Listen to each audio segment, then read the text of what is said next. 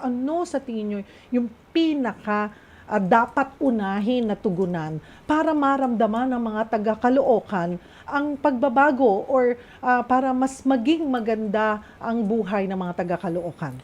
Actually, maraming malubhang problema na pwede mong sabay-sabayin. Pero sisimulan natin doon sa corruption.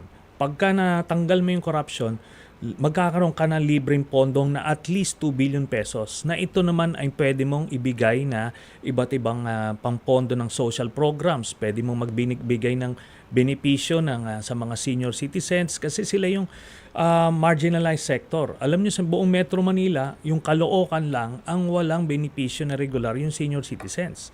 At nagiging sila, parang nagiging yung pabigat sa pamilya. Feeling nila na hindi sila nakaka-contribute, nawawalan sila ng boses, hindi nila nagagabayan yung pamilya kasi nga wala silang financial independence o parang hindi sila nakaka-contribute.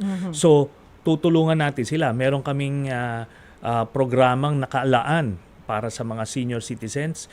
Ngayon, yung healthcare, pwede mo na rin pondohan yung pagkalagay ng gamot, doktor.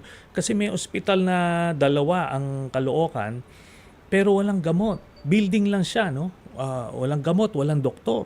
So, hindi napapakinabangan. So, yung mga taga-Caloocan, pumupunta pa sila ng Manila o Quezon City. Karatig syudad. Para mag-benefit sa ng healthcare man lang. So yun immediately magagawa mo yun. Then itong crime kasi, marami diyan crimes of poverty yan.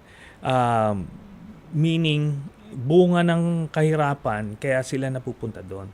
So itong pagge-generate natin ng employment through, again, eradication of corruption kasi magbibigay tayo ng mga tax holidays, tax benefits, reduction ng amilyar, lahat to encourage yung mga negosyanteng mag-invest muli sa Caloocan. Kasi tinaasan nila ng 300% yung amilyar.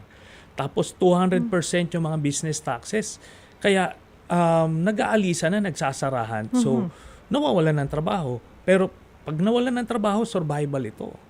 Kailangan nila ng pakain sa pamilya. So, pagka balik natin yan sila dito, through these incentives at alaman nilang walang korupsyon, dadami yung trabaho ngayon muli. So, ngayon, malalayo na naman sila doon sa buhay ng crime.